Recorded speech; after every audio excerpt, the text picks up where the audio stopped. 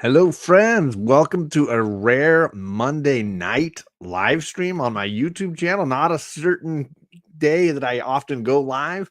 I tend to be at volleyball practice, but this is taking precedence. This is important. Some things you push aside life for, and Dr. Doom happens to be one of those things. So yes, tonight is volume 1 of a 4-volume discussion centered around the Omnibus, the Book of Doom. And it's got all the reading that you want if you're a Doom novice or if you're a Doom aficionado. It's got it all packed in one place.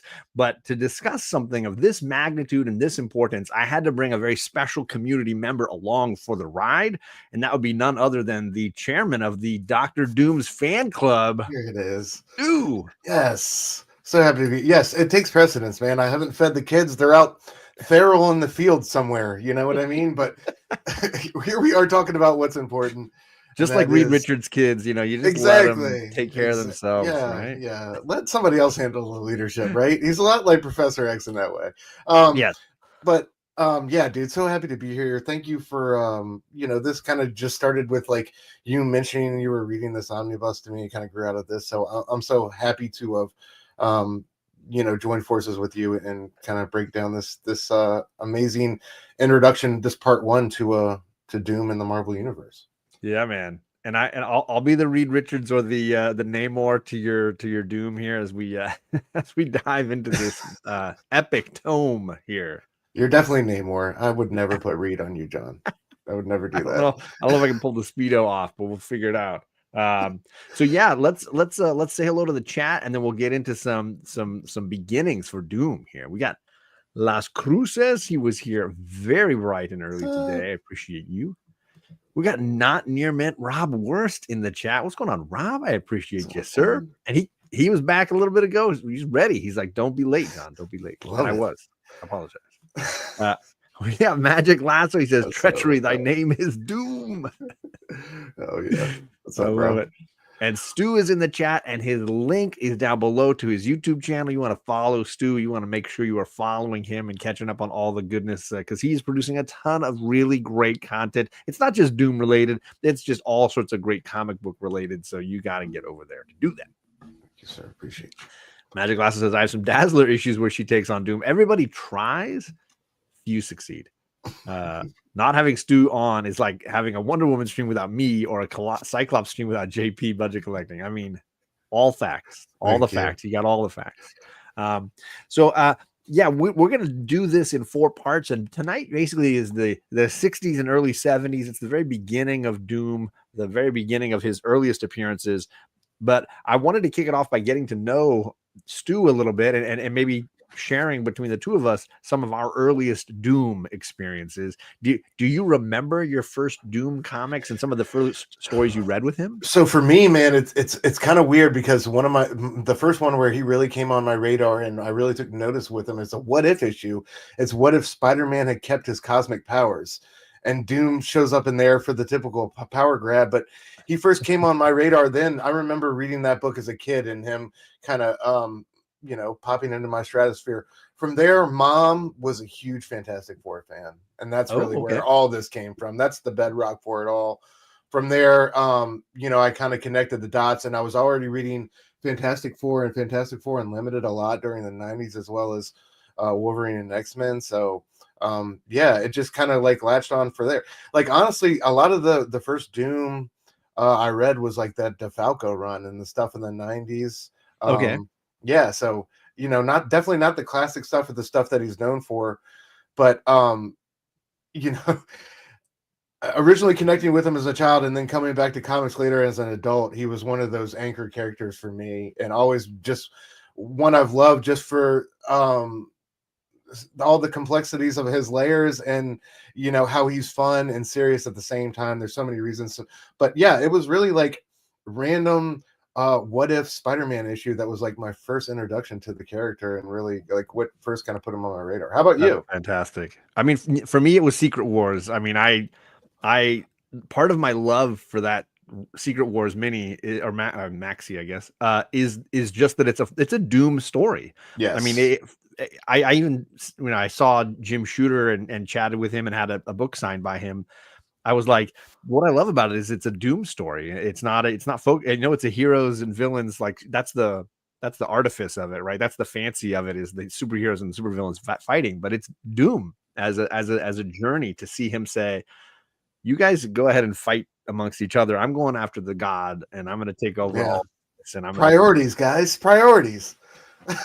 it really humanized him for me as a reader and gave him a wonderful sort of pathos and journey. And that made me think this is an interesting character. And then, having read X-Men with it, he always, whenever Storm seems to be gaining strength or power, he's always showing up to be like, hey, you're pretty hot, and I got power too. And Yeah, so regal. like respects like, I felt like I was like, okay, I really do like this guy. He's got good taste. And so a lot of the more modern stuff I read was always like him showing up in X-Men books or whatever. And I was like, okay, this is cool. So then, like you're saying, as an adult going back and reading comics, I of course read a lot of the earliest FF issues, and he, routinely makes his appearance. I think I was telling you before we went live, I've read, I would say, probably 2/3 of the issues leading through the first Black Panther appearances and the Galactus stuff. And his appearances there were always kind of interesting to me, and some of them are definitely collected here as well. So those were and then you'll love this. When I would visit my grandmother's house, where I was allowed to walk to the Circle K and buy off the spinner rack, she had a card game, and I should have brought it out. It's in my living room. That was like Old Maid, the card game Old Maid, but all Secret Wars cards. What? And Doom is the Old Maid. Like, you don't want to get stuck holding Doom. It's phenomenal. And my brothers and I played that game until the loser would always invariably mangle the Doom card and throw it at somebody. So you could tell from the back that it was the Old Maid. You'd try to hide it, but it was like, it was the card that was all bent. Oh, that's so awesome, man. Those are like those little nuggets are like what lasts forever. Yeah. So I went on like 3-4 years ago, I went on eBay and found a new version of like somebody was selling their old one, but it was in really pristine condition. It didn't have the box it came in. I was like, I don't care. I just want the cards. The Doom card is like, I've never seen a pristine Doom Old Maid card. And I was like so pumped to have a set. And I've played it since with my brothers, and it's hilarious. But that's awesome. Doom is the Old Maid. That is so amazing. That's a nugget that stuck with me a long time. Oh, and I had the Secret Wars action figures and all that. And it's like, yeah, he had some incredible accessories for that. And yeah, that was like a little bit before my time, but yeah, that had to be an amazing time to like experience those characters, and really the advent of the crossover and huge events, and like really one of the first and only big bads that can really truly shoulder a event and see it all the way through, you know what I mean? Right. And do that with no problem. So yeah. And you're not just hating them the whole time or despising them. Like you connect with him and understand what he's going through, and they really do it. The only thing that I think that event was missing was Sue Storm. Like, I know she had just had her kids or whatever, but like she needed to be there. And I think that would have made a whole other, get rid of the Wasp and give me Sue Storm instead. I think that would have crushed the event. Yeah, I think Hickman definitely learned from that mistake the first time around. Yeah, exactly. What is up? Kenneth Bird is in the chat. What's going on, Kenneth? We got Dazzle in the chat. What's going on, Dazzle?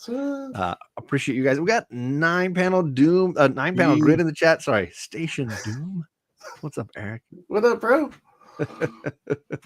Appreciate all you guys coming by and hanging out with us tonight.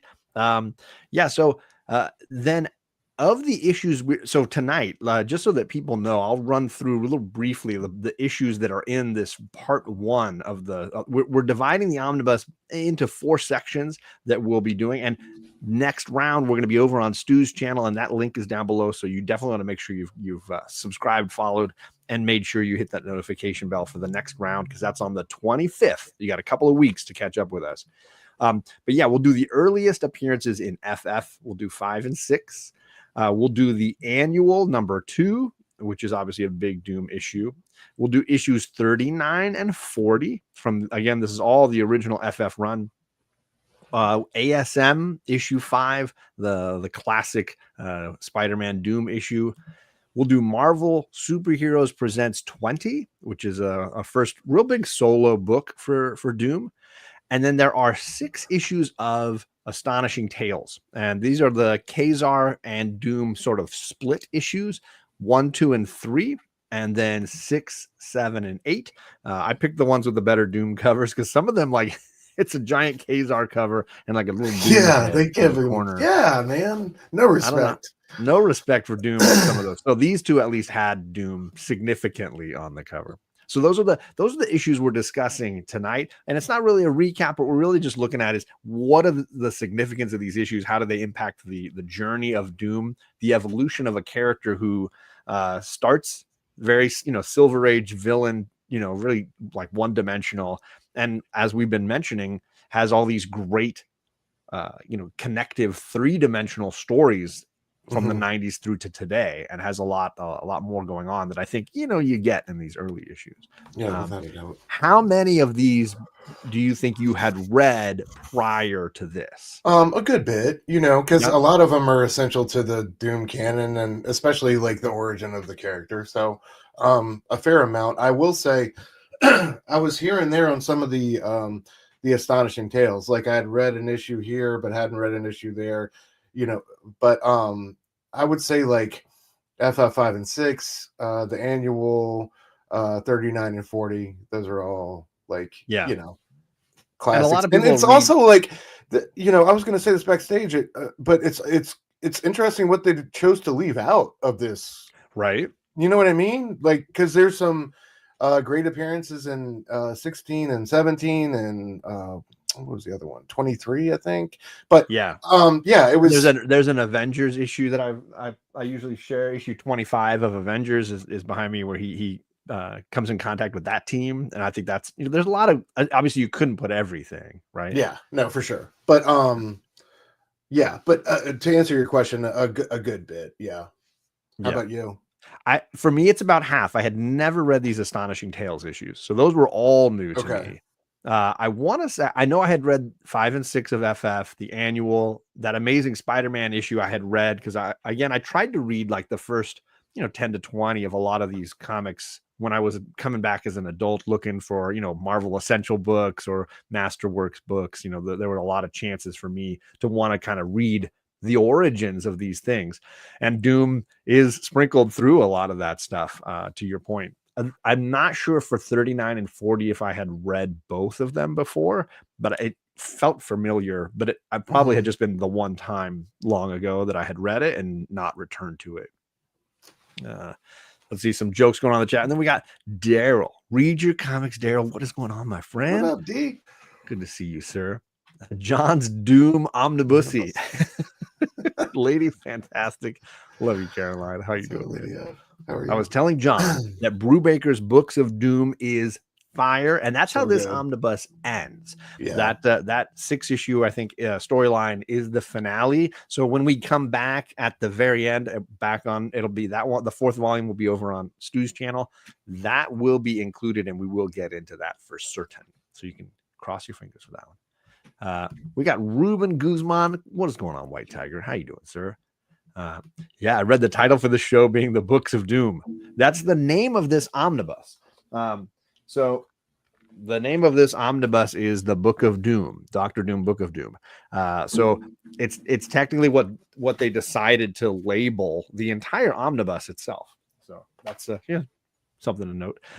There are some X-Men issues as we get into the 70s and 80s. Those will be a part of that as well. So this is the 60s and early 70s, and then part 2 will get into the 80s from the 70s. I think I get to host some of that juicy X-Men issues next. Yeah, exactly. I think you get the super villain team up issues. You're going to get those X-Men issues, and I want to say there's a couple of Iron Man and maybe FF issues. Oh yeah, I get 149, 150. Yeah, we're going to Camelot. Can't wait. So there's a lot of goodies in there as well. Rob Boswell says Dr. Doom is a good guy. Prove me wrong. I will not disagree. Yeah, I don't disagree. However, as we dive into his first appearances, it's hard to agree with that because he does start pretty strongly as the baddie, and with almost no other layer or artifice on top of him. What are your thoughts on how he and Reed, as young, ambitious scientists, knew one another and were connected? Because I like that little piece. I love it too. I love how, it's the seeds are planted there in FF5 with, him coming over, Von Doom, we've heard it, and, they expand upon it in the annual, but, we find out later that he got a scholarship or whatever. But I love the back and forth. Reed wants to be tentative friends at first. Doom is kind of rejecting that or whatever, and then of course he can't deal with the fact that he's got a couple decibels wrong, right? Like he can't handle that. But I thought it was great and authentic, and a perfect way to tie the two universes together. Yeah, when Reed Richards checks your math, listen to him.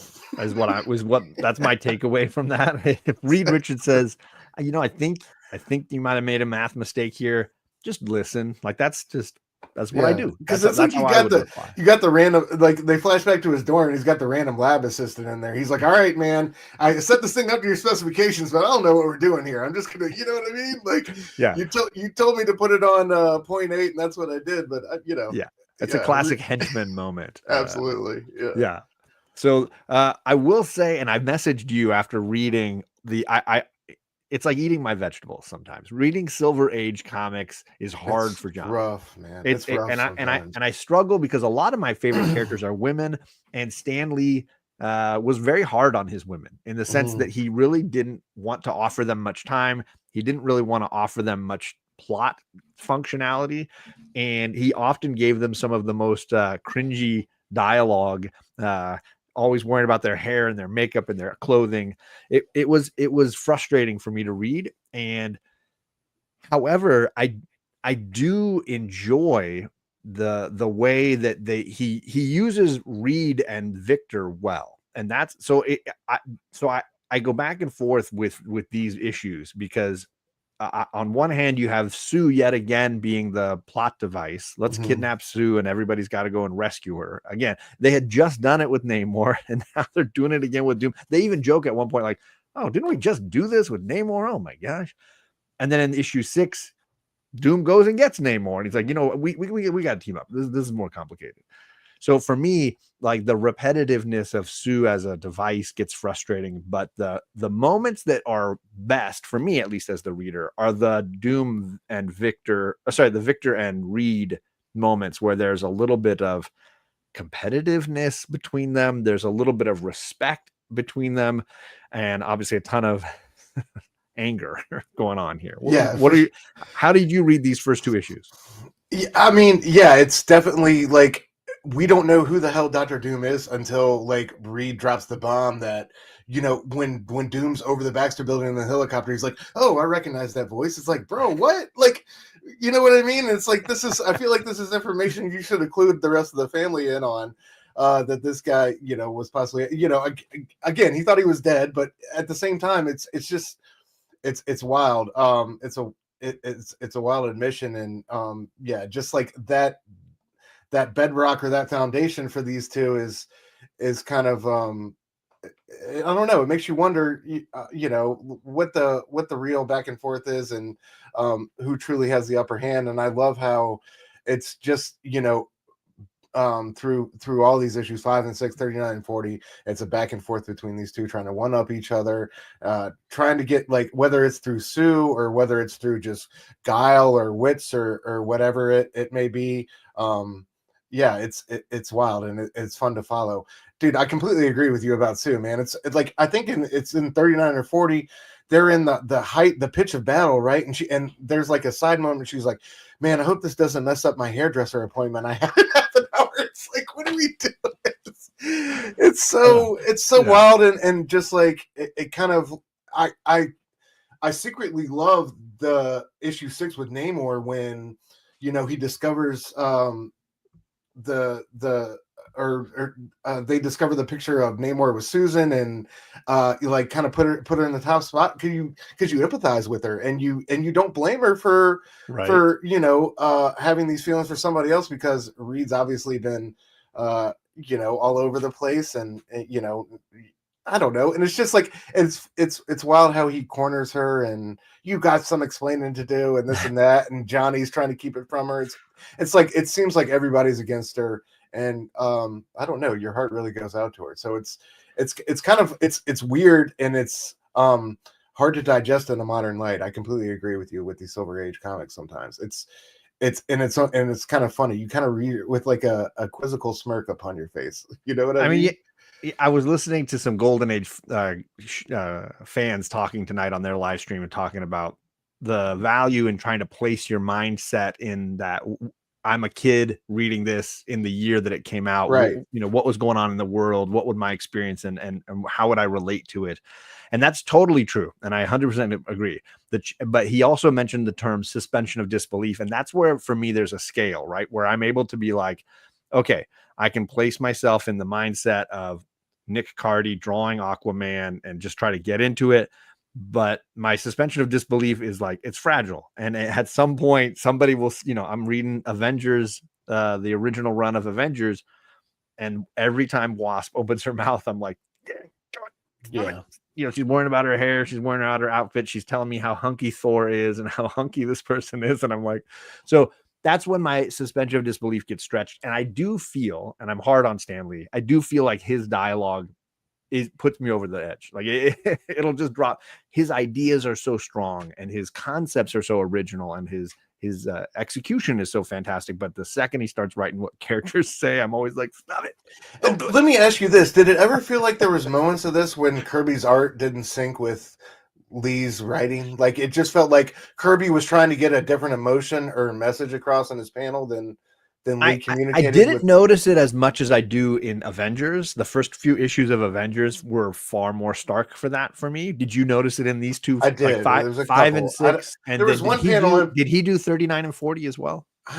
That's a good question, bro. He did, I think. And that was Vince Coletta. I think he did do 39 and 40, and that was Vince Coletta on inks with that one.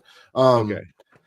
Yeah, I think I don't know if it was in that issue or another one, but there's Reed kind of like rescuing Sue and carrying her away, and she's saying something and he's saying something. It just didn't feel authentic to the emotion that Kirby was trying to portray with the artwork. Sure. So, yeah. There's some great comments going on in the chat here. I didn't want to miss this. Daryl says, I have a hardcover of the 80s Wallywood Best of Marvel, and it collects the astonishing tales. That's fantastic. Yeah, that was like the coolest part of this to me, was getting to see Ditko and Wally Wood and different artists do Doom. Yeah, and I was looking forward to those stories because I hadn't read them before, and I like that they were short bits because it was obviously a Kazar starting story and then a Doom backup story. Yeah. Lady F says you've got to read What If Volume 1 issue 22. Is that the one you were referencing? The What If issue? No, I'm not sure. Mine was much later down. Later on. Okay. Yeah. You got some R. Crumb issues today? What? Fantastic. Underground 70s smut. Love it. Awesome. She never takes the Lee writing too seriously. She knows Claremont's the real creator of X-Men. I get that. A woman used as a plot device? No way. Shocker. Yes, that is Mobius Silver Surfer over his shoulder. You got to know it. Yeah, that was You'd fire. Think maybe one time at the dinner table, Reed would have said, did I ever tell you about the dude who blew himself up in college? Oh my goodness. Feels like a story your wife would know. Like, right. Yeah. So back in college, there was this guy who was always in competition with me, and he blew himself up in the lab. I get it. And also, Justin, did you notice Ben Grimm getting hip to the fact that it might have been Doom? Because wasn't he in that circle when they were all in college together? I think he was. Yeah, wasn't he Reed's roommate in college? Yeah, I thought he was. He didn't, but I don't remember him having any connection in that way. Lady F says Brubaker has a more humane, like a human take on him. I would respect that. Yeah. Even my kids recognized how Sue was written so poorly. I totally blame it on Stan. I think Kirby wanted her to be a little stronger and more independent, but Stan was put that cliche girly dialogue in. I get it. Yeah. Doom's very first appearance, he captures the FF and forces them to use a time machine, and then they become the legendary Blackbeard. He does, yes. There's a whole pirate subplot to that is absolutely bonkers, but classic Silver Age kind of stuff. The kids like pirates these days. Let's put more pirates in there. Coletta did Kirby so dirty, says Lady F. All right. I think he did and he didn't. I don't know. What's up, Terry? Fantastic Four didn't really come alive until issue 22 against the Mole Man, and Sue finally got to do an invisible shield. All right. So we have these early appearances, and I didn't want to skip over the ASM issue at the same time. For me, is an oddity. Like the ASM issue is really strange to me because they don't seem like two characters that would ever normally come in contact with each other. I mean, I love that it's the functional use of J. Jonah Jameson as like the plot device to make them kind of partner up. It seems like there's always these plot devices where people are like, hey, that Spider-Man guy would be a great supervillain team-up partner. I hear he's awful because I read the newspaper that J. Jonah Jameson always publishes. Yeah. And I love, well, for me, it was so cool to see Ditko being Ditko, and like really, you see the character of Peter Parker through him, allowing himself to kind of, I'm gonna take the blame and agree with Jameson here, right? And in turn, Flash is gonna clown me.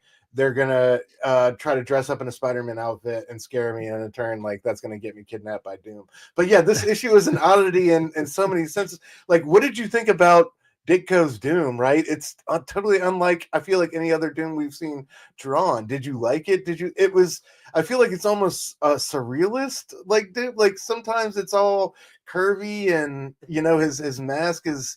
It's just wild, the line work. His art pieces are always super slender, right? He does these very thin versions, and these early Doom drawings are very tiny. Like I feel like Doom should tower over people, but he's always very short in these early storylines, which may be just a Silver Age villain trope, that it's always the little Napoleon, trying to like rule the day. But even Magneto had height to him, but Doom comes up kind of short, and I thought that was an interesting choice.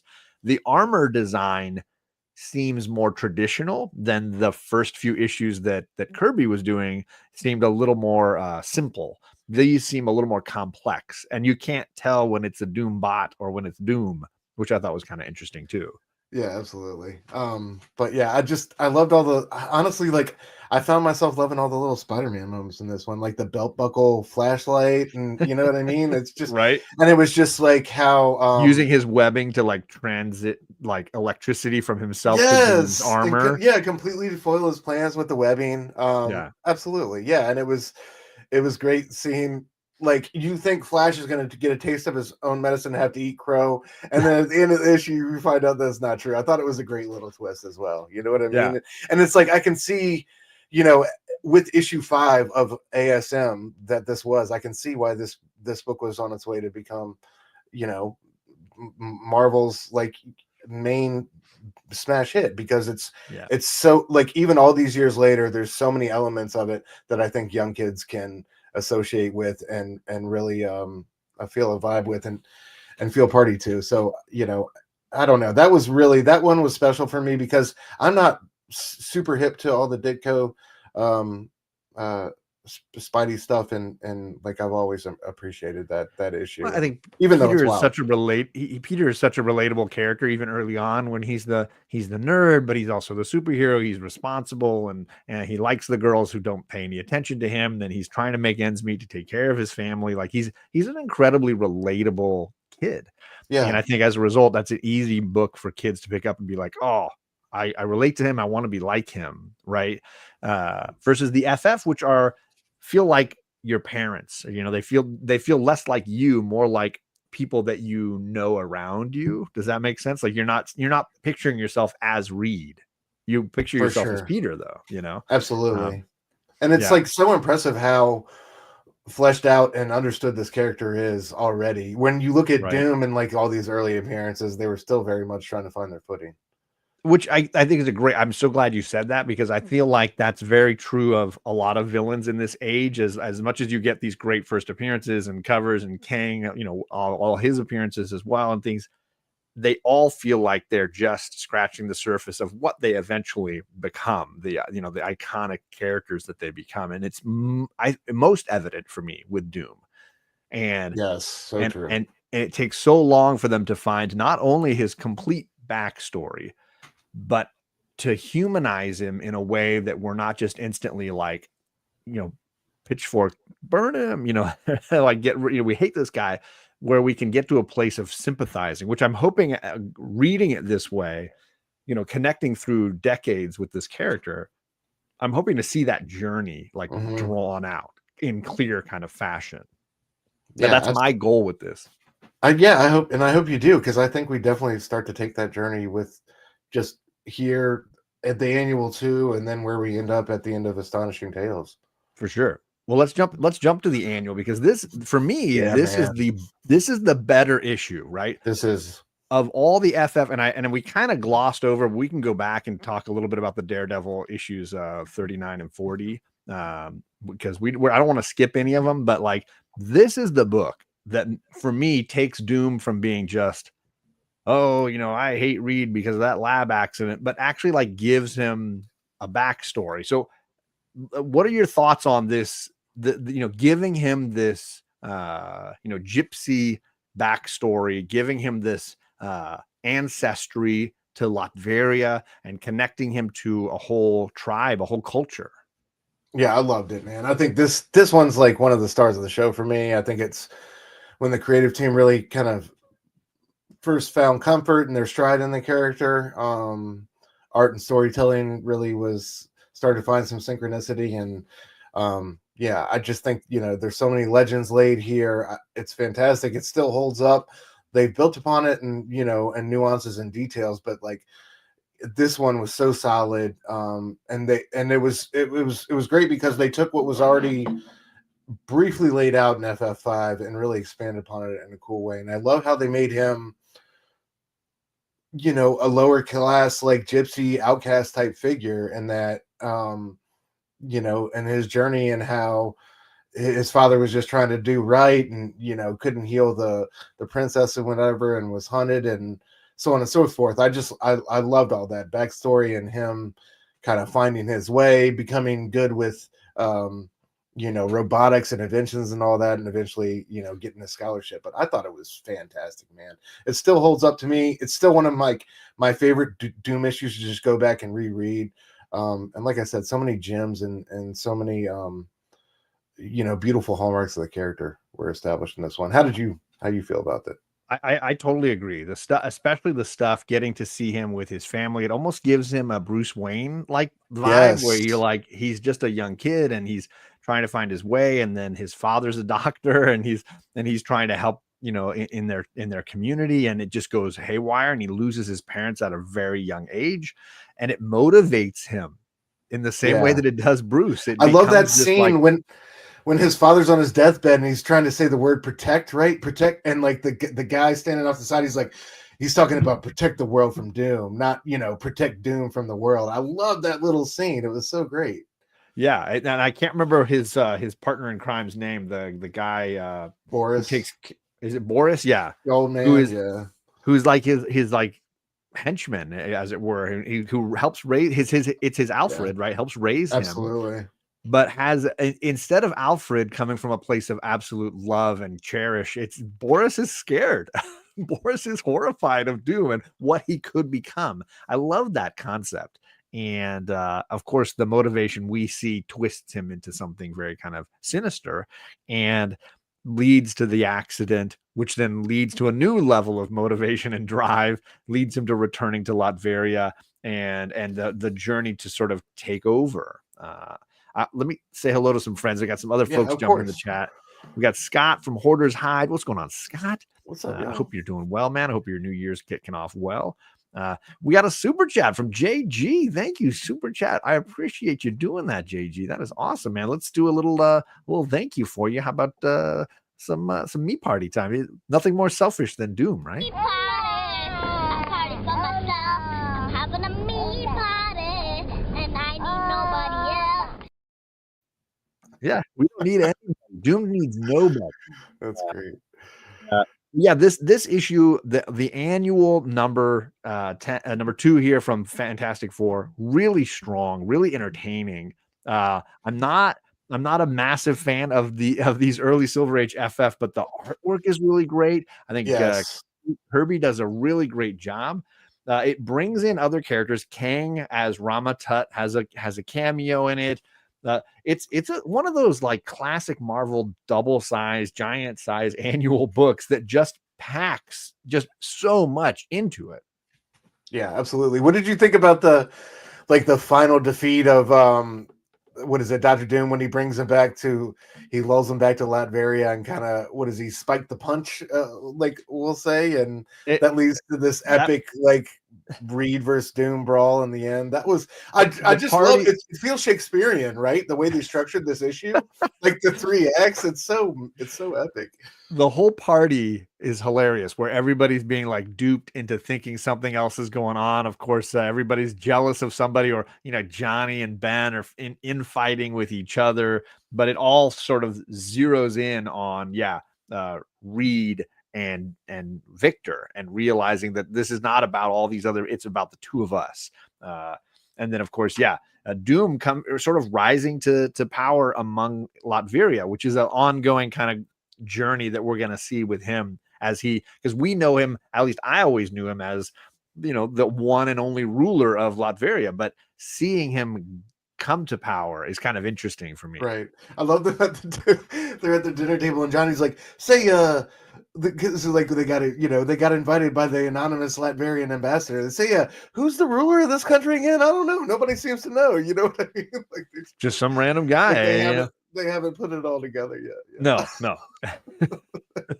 What's up, Brian LCS in the chat? And he is a channel member, so he's throwing out some of the emojis that I got going in the chat, saying hi to Magic Lasso with the Wonder Woman. Appreciate you. I do appreciate you, Brian. So yeah, I mean, that's a book that I've always wanted to find and buy, that annual, which I'm never going to afford FF5, but maybe on a good day I could find an Avengers Annual 2 and get a beat up copy of that at some point. Yeah, that one's worth it, just from the cover to the interiors. It's just it's legendary. And again, it's recontextualizing Doom, right? Expanding on the mythos that we had up to that point. It really is. Do you feel like we did enough on issues 39 and 40 of FF? Do we want to move on to some other stuff here, or is there something you want to mention from some of those? Obviously, it brings Daredevil in. I just felt bad. Yeah, it does. It brings Daredevil in, and he's kind of like, it's not the only time that Doom and Daredevil cross. No, I do love a good Doom Daredevil story. That one is so much fun when they kind of switch bodies, I believe. Yep. Yeah. I loved this. I loved him in this arc. He's very Spider-Man like in this arc, right? He's got a sharp tongue and a quick wit. He talks a lot of game. Yeah. It seems like Doom's the only guy that can figure out he's ducking and dodging all these. Doom's taking control of the Baxter building, and he's throwing everything in the kitchen sink at him, and Daredevil's dodging everything, and Doom is the only one who's about to put together that, his awareness is like the team has lost their power. The team. So Daredevil is the only super powered character really like doing anything at this phase, and he's impressing them. They're like, wow, he's so amazing, he's so fast. Look what he can do. Not knowing who he really is and what his powers are. It was a great tie-in to the annual, right? Because the annual ends with it's so fun. Doom and Reed have that ultimate showdown in the annual, and Doom has just spiked everybody's drinks, right? And what does Reed do? He's like, all right, before our final showdown, Doom, how about I make you a drink? Doom's like, yeah, sure, man, sounds good. Here it is. Yeah, all right, and he drinks it, and of course it's the same punch he just spiked everybody. You fell for the oldest trick in the book. And so Doom hallucinates. I love that. Yeah, I love that scene. He hallucinates. So what does he call it? The encephalo gun or whatever. And whatever it is. Yeah.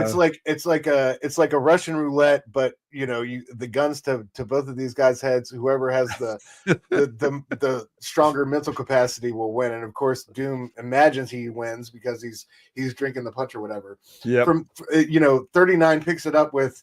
He's being entertained by some Latverian charlatan, some street magician, who brings him out of this trance that Reed has put him in, and immediately he's like on his way to the on his way to the extra building. Yeah, and I love the timing of that the FF was without their powers. And also Reed was awful leader 101 in this. At the beginning, he's like, I got these backup things that we have to fake our powers with. Johnny, you wear the flame suit. Sue, you got this invisible. And then we find out, like, he's had, and he makes poor Ben transform, and he's had this thing this whole time. But these were just backup measures. Like, he totally threw Ben under the bus at the end of this. Yeah. Oh, completely. Like, and he's got to transform the thing. That's why I think, and also Coletta, I think his inks on this are both bad and good. Like some of those Daredevil, the inking on the Daredevils are really rough. But then there's some really beautiful pages with the thing, and like when he transforms back, like so it's a mixed plate for me. But yeah, sure. This one had a lot of highlights, but I don't know. Anything you wanted to touch on? Well, firstly, no smack against Daredevil because he honestly kind of saves the day. And if he weren't there, I don't know how this would have gone down. So no smack talk against Daredevil, unless you mean Dr. Doom. We will definitely smack talk. Doom did give him those hands though, bro. Doom handled him. He did. Oh yeah. There's a lot of fights going on with the two of them. What is up, Joe from Anachronic Comics in the chat? What's going on, Joe? Good to see you, friend. What's up, man? No, for me, I think the best stuff, like you said, was the drawings of the Thing. This one in particular, is one of my favorites. So good, fantastic, just wonderful stuff. So for me, that was the highlight of the issue, was the stuff centered around Thing. I like the use of Daredevil in the story, but I understand where this leads for Ben, because some of my favorite issues, the man or monster, some of those stories that are just right around the corner from issue 40. So I was excited for all that stuff. Yeah, it's brutal, man. He's hitting him with that transforming ray right as he's like, maybe I don't want to. It's just like, man, I felt so bad for him. Well, let's jump to Superheroes Presents Doom. Yes. This is issue 20, which almost follows right on the heels of this, because it kicks off with Doom reliving his lowlights, if you will, going back and saying, like, I remember that time the Thing beat me up. Oh, crud. Remember that time I almost, I almost got him that time, and I almost did this. And then it leads to this character. What do they call him? The Mastermind? No, Diablo. Diablo shows up. Diablo, master of alchemy, creator of chemical wonders. Yes. He basically has all of these tricks up his sleeve, and he's trying to convince Doom to partner with him. And we get a little more flashback for Doom as he goes back to his days traveling with the sort of gypsy commune and talking about a girl that he cared something about, and the tragic end to his family, and the love affair that could have gone somewhere, but his obsession maybe ruined that opportunity. And you've got Diablo playing on all that stuff. So what were your thoughts on? See, Diablo is the plot device here, right? But for me, it's the expansion of the Doom backstory. Yeah, to me, like, some of the best Doom stories are when a woman in peril is involved and that he has to save. You know what I mean? Like I feel like Valeria, his mother. It's playing on those same tropes. Like, Mephisto's got his mother's soul, and Diablo's got this love of his life from earlier in his years that and he's got to team up with him and do his will, or else she's going for. So I think those general type of premises really work for Doom, and it definitely worked for me with like the childhood sweetheart and all those things. I thought it was a nice little tie-in. Again, I think didn't they use a lot of the same pages from the annual on this one just to explain? Just to pull the story in and kind of tie everything together. But at the same time, that worked for me because you're adding a new layer into that same kind of like old story. So and they're giving us more information on the sort of internal political structure and struggle that is going on in Latveria, and how he's trying to retain control, as someone who basically conned the royals out of their country and has just been kind of sitting with an iron fist over the whole country ever since. They give us a little bit more backstory to that, and for me, it's all about the final moments. The Doom alone in the shadows. This panel right here, man, with Doom just all alone It's fantastic. Tragically kind of left behind, realizing that all he's got is his ambition, right? There's nothing else. I love that scene. She's like, I'll stay with you now if you promise me, it's still the boy you were before all this happened, and you can leave all that behind. And of course he can't. So yeah, good stuff. No. It's like Kim Basinger trying to talk Bruce Wayne out of being Batman. It's not going to happen. I love you, Kim Basinger. You're gorgeous, but I'm not walking away from this. This is my life now. You don't understand. City needs me. And Doom feels the same way, right? Exactly. His ambition is all he's really got. This was a fun issue, and I've seen it for sale, but I have never snagged one. It's probably a great one if you're like me and can't afford that first early appearances or that annual 2. This is an underappreciated fun Doom key that I think it might be worth snagging if you're looking for Doom keys. First appearance of Valeria, an incredible cover, and some great art on the inside. And this is one of those ones that gets attributed, I think, to Kirby a lot, but is like what, Larry Lieber and Frank Giancola or something. Like it was somebody, Frank Giancola on the art, and it was and Larry Lieber I think wrote it also, that's Stan's brother, right? And Roy Thomas as well. Yeah. Okay. Yeah, but it's fantastic, man. It's got some. One of my favorites is the I Am Doom shot where he's destroying continents or flooding that city at the bottom of the page. Like that's an all time Doom image, and Oh yeah. Well, that one right there. Yeah, man. Like it doesn't get any better than that. He's kind of like remembering who he is. Like the eyes are super wide, and so good. Yeah, I always thought it was funny in those early issues where you were mentioning Reed saying, "Oh, I recognize that voice anywhere," because I imagined that the suit would change his voice in some way. So to have him say like, "Oh yeah, that's Victor. I know." Yeah, Victor. it'd be like those. It'd be like what's his name in those early FF movies where it all really sounded like he was speaking out of a tin can. You know what I mean? Yeah, it's hard. I would imagine there would be some echo or even voice alteration, like Tony Stark. Nobody knew it was Tony in the Iron Man suit for so long in the comics. So I would imagine there was voice altering. For sure, you can't go to all that trouble and have all that armor and not have a super cool voice. I'm saying, right? Like seriously. Sorry to hear that Vince Neil's girlfriend broke. That sounds scary in a plane crash. Oh my goodness. We got Cliff on comics in the chat. What's going on, brother? What Cliff? up, man? Love you, sir. He was live with the Council of Comics a little bit ago. I was in and out of that chat as I was prepping here, so appreciate you, friend. Busy man. He is. He's a hard worker, man. I'll tell you. All right, well, let's if you're ready, let's get to the finale for this section of the Omnibus. Let's do it. There are 6 issues. I only grabbed 2 covers, as I said early on, but there are 6 issues of Astonishing Tales that are split stories, half Kazar, half Doom. The Omnibus just gives you the Doom portion for each one of these. So for those tracking along at home, it's issues 1, 2, and 3, which have one storyline, and then issues 6, 7, and 8, which have a different storyline. The first storyline is very Frankenstein-ish. It is. It's got a lot of which I am a Frankenstein fan. I just didn't know that Doom was a Frankenstein fan. What were your thoughts on Doom making his duplicate? It was okay. I guess I appreciate this one because you see it later. I think the Doomsman appears later on in the FF run, and you see this character reappear.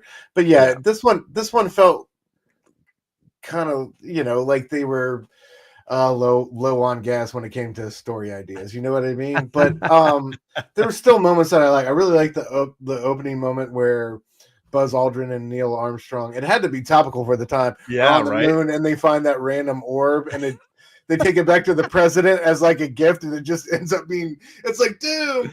It's just Doom threatening them. Yeah. You ain't shit. I'm coming for all of you. Yeah, he's like, at some time, it's very Godfather-esque. At some time, I may call on you if you owe me a favor. Like he went out of his way to teleport a globe to the moon. He could have sent it to the White House. It probably would have had just as much of an impact. That's what the thing I love about Doom is he's not going to hesitate to tell you that. He's like, I took time out of my day to teleport that to the moon. See what I could do? Just imagine what else is going on in my noodle that I was able to accomplish. It's just funny. Like the story was okay, I guess, in all three issues, but that by far was like one of my favorite parts. It's just those little comedic moments just served me so well. Oh, for sure. Yeah. What I did like, I cared less about the Frankenstein monster that he was creating. I cared more about the idea that there was a revolution in Latveria. The idea that there were revolutionaries trying to overthrow the Doom regime. That I found very interesting. And I don't remember ever having read of an unhappy Latvian in any of the modern stories. It always seems like every Latvian is in love with Doom and is just like, no, he's the best ever. Like mutants are escaping persecution to go to Latveria to be like, no, I'm loved here. Like this is the best. Yeah. Like I'm living my best life. Everybody's champagne and caviar. Absolutely. In the Frankensteinian sense, I guess, of the story, it was cool because this was Rudolfo, right? Rudolfo and his revolt or whatever. The guy trying to take over. Yeah. Because Rudolfo got created by Doom as subservient Doombot, essentially to allow him to just usurp or abdicate the throne. And so it's kind of cool that he kind of went sentient, gained consciousness, and like even in this, like he himself had already learned to like use Doombots of his own, right? Like he sent a Rudolfo bot essentially and to do his dirty work. I thought that was very cool. That was clever, and I did appreciate that part of it. The constant use of the Doom bots and the duplicates, it has a bigger play in these three issues than we have seen previously. Usually just one Doom bot appears here or there, just when the hero's about to win. Turns out it was a Doom bot all along. That kind of stuff has happened in previous issues that we've discussed already. But here, there'll be moments when like a fleet of Doom bots will surround the guys, so there's a little bit more of that action with the robot side. Just going back to FF5, that was something I forgot about. At the end of that issue, like, you know what I mean? Like we get back from the whole Blackbeard adventure and things just still kind of keyed up about how everything went down. And he smashes through Doom and we find out it's been a robot all along. So essentially the first appearance of Dr. Doom is a Doom bot. It's pretty cool. Because Doom just appears at the very end, or at least sometimes we don't know if we're talking to Doom or the Doom bot. I guess there could be some like overlap, there. We got my man. What is going on, Fable? Good to see you, buddy. I appreciate you coming by. Doom definitely has that Dr. Frankenstein pride. Yes. That is very true, Eric. Without a doubt. So yeah, these three issues definitely have this creation of a guy who looks a lot like the Prometheus gods. It's just this like pale, really bald dude. That's a great reference right there. Absolutely. And there's even like this weird alien with like a bubble head that like has a suit that it wears. It's like spidery arms. That was wild. There's a lot of weird sci-fi in these. I was like, is this Mysterio or what is going on here? And there's always Doom testing people, or like, I'll turn my back and I trust you for a moment, and then they try to attack him and he's like, nope, I knew I was watching you all along and now I'm zapping you to the fifth dimension or whatever. So he sends his little creation in a thong off to some other dimension in the end. Which is fine. Like there's that's how you punish people. Free Comics says Doom is the best. This message is approved by Doom. Free, what up, bro? That's one of the best Doom collectors out there, man. Free has incredible collection. Yeah, y'all check him out on IG. He's got. I will absolutely do that. Doom. Yeah, he's an ambassador of Doom. You're my ambassador of Doom. Yes, man. indeed. Well, so let's jump to the second 3-issue storyline. This is issues 6, 7, and 8, where we get another character that I really love. I did not realize this was coming, but we get T'Challa in these 3 issues. So me, as having never read these, I was like, Doom in Wakanda getting vibranium. Like this was the story that for me was the juice of this round. I was way into this storyline. I thought this was a lot of fun. You got robotic birds. My God, the robotic bird. Okay, we got to talk about it again. My favorite part, is the substanceless comedy that we get at the beginning. He forms this robotic hawk bird, sends it out to go scout in Wakanda, right? But on the way, it notices a poacher on Latvian lands. It does not take kindly to said poacher. It just burns the guy up. Yeah. and then he burrows. His master plan is to burrow under the earth, basically from Europe to Wakanda, and then come up underground through into Africa, and then steal the vibranium from beneath them, basically. I love all about this. This was hilarious. It's so good. I love the T'Challa, tribal activities trying to take on the robotic, like super mega power from Europe. There was a lot to really get. I was surprised at how easily he Doom zapped him like once or twice in this one, and it was like that was pretty much it for the boy. Yeah, so make quick work of him, and he went straight Mole Man on his path to Wakanda. Yes, right? Like I love that. Underminer, the Underminer. it was great. And maybe it's just I've always really liked Gene Colan's art style, but these issues from him, I really love the way he draws Doom, the look, like he uses the cloak a lot. Yeah. So you get some kind of fun character looks for this, which really worked for me. And then again, like the concept works. I want vibranium, this most valuable mineral. I can build all my armor and my Doom bots out of this thing. It's only in Wakanda, right? So it's built on all this great Marvel lore, and it makes total sense that he would come up with an outlandish plan to steal the vibranium.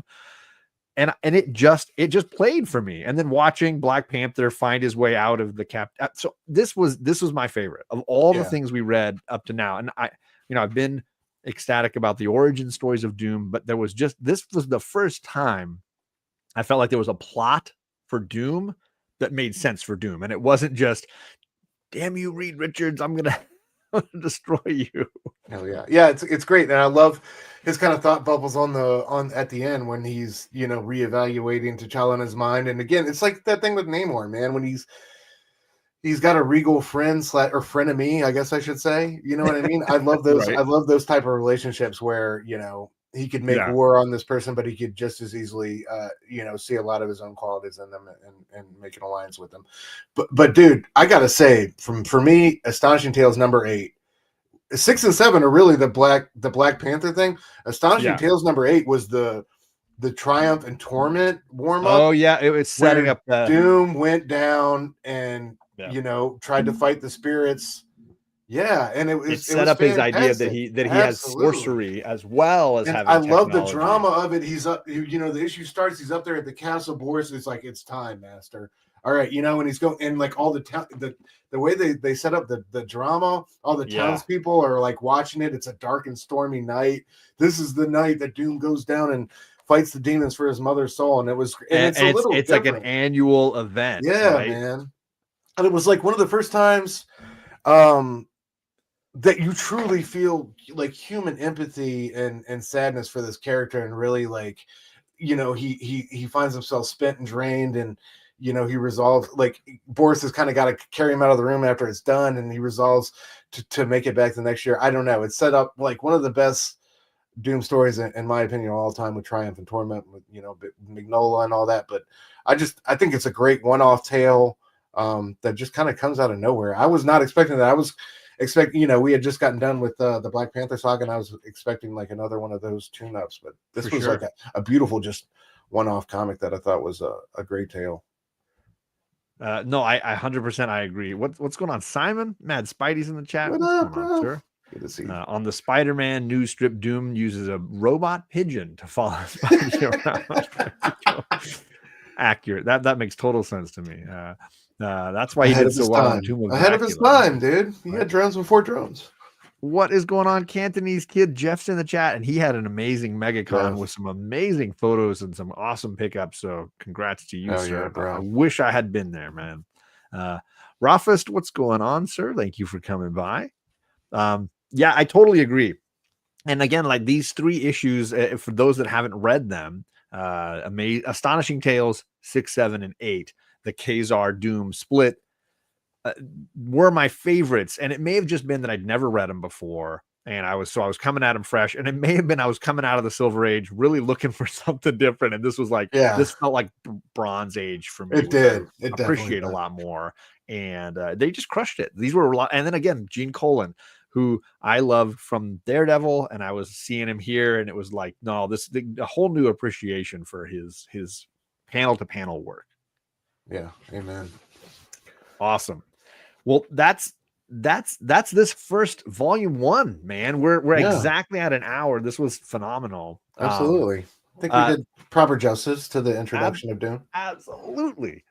So volume 2 of this series is going to be over on Stu's channel. I think we discussed the 25th as the date for that, which I think is a Wednesday. So those of you wanting to join us for that, make sure you have clicked the link in the description below and moved over to Stu's channel and subscribed and hit that notification bell.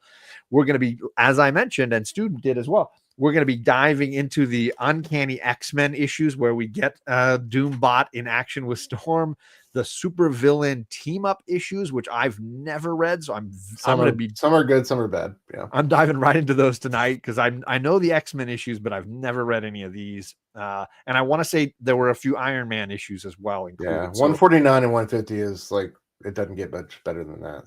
So lots of good stuff in that second round that we're going to be doing. So if you haven't read these, definitely start now. Get in on those. You got a couple of weeks to catch up with us, and we'll be back over on Stu's channel to do all of that and more.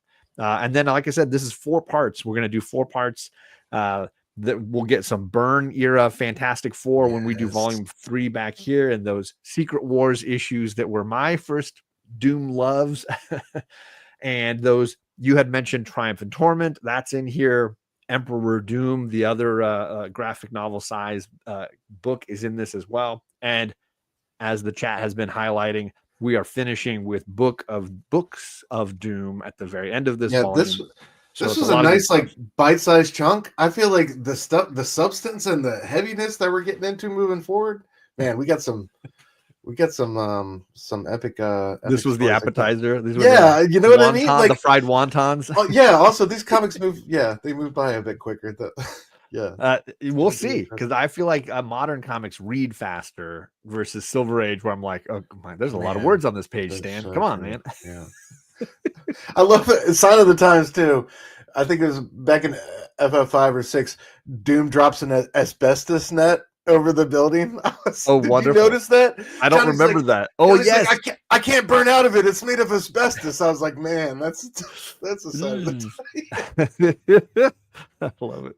Yeah, Kevin, thank you for coming. We're leaving right now, so you hit that like and then start the replay because it's worth your time, my man. And dude, that's my first earliest memory of Doom is definitely Secret Wars stuff. Yes, supervillain team up over on Stu's channel for the next round, so be ready for those. Huge thank you for everyone coming and hanging with us, and we'll see you guys again for part 2 before you know it, the 25th over on Stu's channel. Thanks, Doom.